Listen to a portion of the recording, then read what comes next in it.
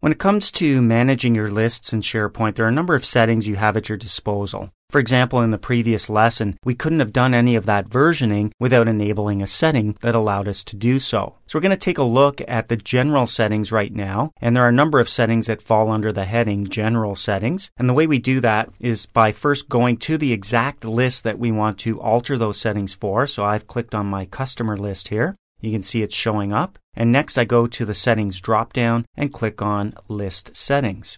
So here's my general settings section. You can see there's 4 categories here: title, description, and navigation. There's versioning settings. That's what we needed to enable for the previous lesson. Advanced settings. And there's audience targeting settings if you're working in a MOS 2007 environment. Now, if you don't have SharePoint Server, you won't see this link. So let's start with title, description, and navigation. And when we click on this, it should look familiar to you from when we first created this list. These were the fields we had to select from. Well, we typed in the name of our list as customer. I'm going to alter that slightly. I'm going to type in the word list at the end, an optional description. And then we decided that we wanted this to show up on our quick launch area on the left-hand side. That's why we saw it there, because yes is selected here. I'm going to leave that selected as yes and save my change. So this takes me back to my customized customer list settings now. Notice it says customer list. And let's take a peek at those versioning settings.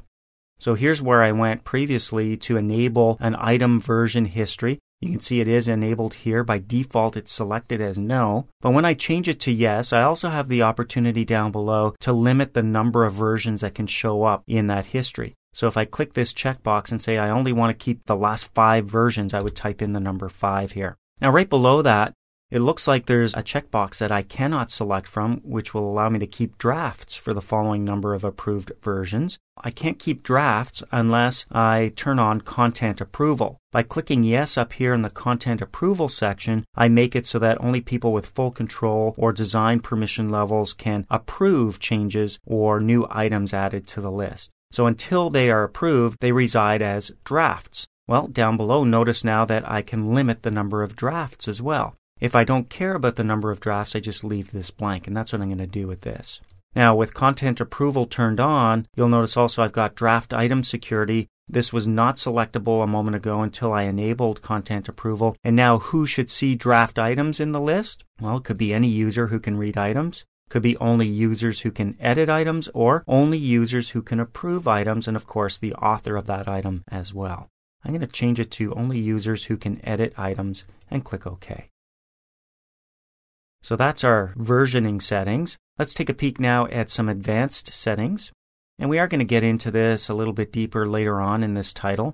But up here we've got content types. Content types enables the management of content types for this particular list. As I mentioned, we're going to dive deeply into content types a little bit later on. So I'm going to leave this as not selected, but it is where we specify whether to allow the management of content types on this list. Now, each content type appears on the New button and can have a unique set of columns, workflows, and other behaviors. So we'll get into that later. Now, we also have item level permissions, including read and edit access. So we can specify which items users who visit our site can read and or edit. Can it be all items that they can read or only their own? What about editing items? Can they edit all items, only their own, or can they not edit anything at all? So we can limit the permissions here by choosing only their own if we wanted to. I'm going to let people or users read all the items, but only edit their own. Also, we have attachments. We can specify whether users who come to our site can attach files to items in the list. It's enabled by default. We can disable it. I'm going to leave it enabled. We've also got folders. So display new folder command on the new menu. Do we want to let them create folders? Yes or no? By default, it's no, and I'm going to leave it set that way. Now, folders would be similar to what you'd see when you look at, for example, a local drive or a network drive that's made up of subdirectories or folders, and you've got folders within folders and so on. It's a great way to stay organized, but we can choose whether or not to enable that feature for users coming to our site or not. And then down below, you can see we've got search functionality here where we can enable the list and list items to be displayed in search results to those users that have the appropriate permissions to view the items. So in our case, we've said everyone can view the items.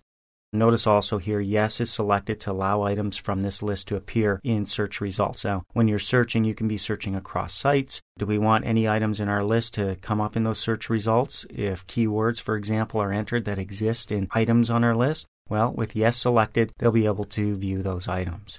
So I'm going to click OK to save those changes. And we'll take a look now at the very last item here, which is audience targeting settings. It's a simple one. It's either on or off. Do we want to enable audience targeting? So in other words, do we want to create what's called a targeting column for this list? And all that means is that now we can target our content to specific users, groups of users in SharePoint, and so on. Now, audience targeting does fall under the heading of personalization, and we are going to get into personalization in pretty good detail later on in this title as well. So I'm going to leave this disabled for now and just click OK.